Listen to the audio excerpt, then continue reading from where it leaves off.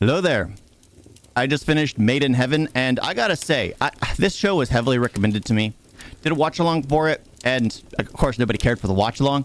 However, I just gotta say my piece. This show was absolutely phenomenal. Like, I kept trying reluctantly saying like I like it, but I don't like it because there's something about it where nobody is a likable character, but at the same time, they are likable characters. They're incredibly well written. Because even though you don't agree with most of the choices they do, they are grounded humans. They've made their own flaws. Like Tara basically wanted what she wanted in life. She wanted to be married to a rich and wealthy man. And it's funny, I had no clue what her name was until after the fact of finishing all 8 episodes. I knew her husband's name, Adi. I knew the best friend's name, Farza.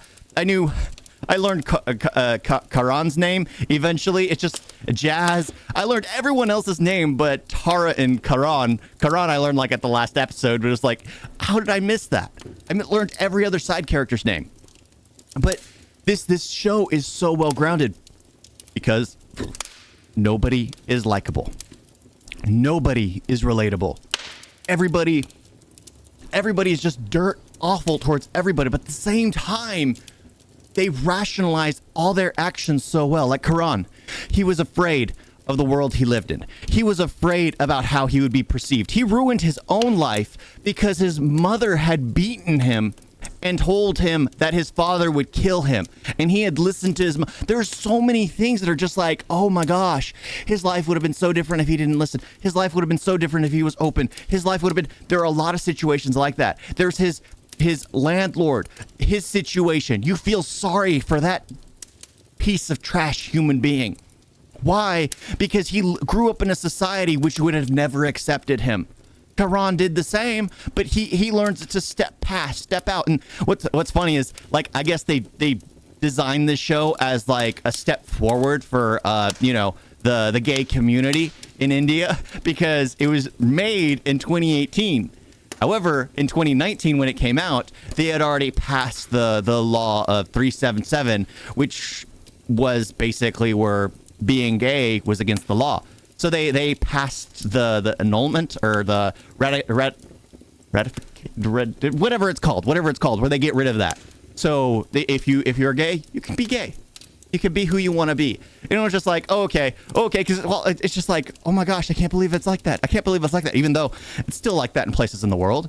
It's still like that, even probably in India, even in the U.S. There are always people who are unhappy of other people's choices. There are always people who view others as wrong. But that's the thing. Everyone has preferences. Everyone has their own inklings. Everyone has their own perversions. Everyone has their own, no matter what it is. What you consider one thing is something completely different to another person. So I liked how this basically centered where everyone, whether you were straight, whether you were gay, whether you were a hippie, everyone had their own idea of what a relationship is. I kind of wish that there was someone who was relatable. Originally, I thought it would be the Jazz. And then she turned out to be, well, I don't know. She just messed up. Absolutely messed up. And then same thing with the photographer. Him, I never actually learned his name, but the photographer. He seemed the most grounded. He's like the narrator at the end, telling us the message of what we need to be following. I liked him until the very end. It was like nobody there was what you would consider normal. Everyone there cheated. Everyone there slept around. Everyone there lied. Everyone there deceived. There was no one who was relatable, but at the same time, because they knew who they were so well written as characters. Even those who do not do that kind of stuff could relate to these characters. That's why I had trouble saying it was bad or not bad. That's why I was like, it's good, but I don't want to say it's good because I don't want to, encourage this kind of behavior. I don't want to say that this kind of behavior is approved of. Because there's just one of those things like, oh, it's a great show, even though I don't agree with this. It sounds like it's not a good show, but it is well done. It was fascinating to go through and feel disgusted, but be rational. But they had rationality in the fact that it was like that. Here, Tara wanted to get out of her poor income life, wanted to get married to a rich man. Karan just wanted to be accepted and hid the fact of who he was.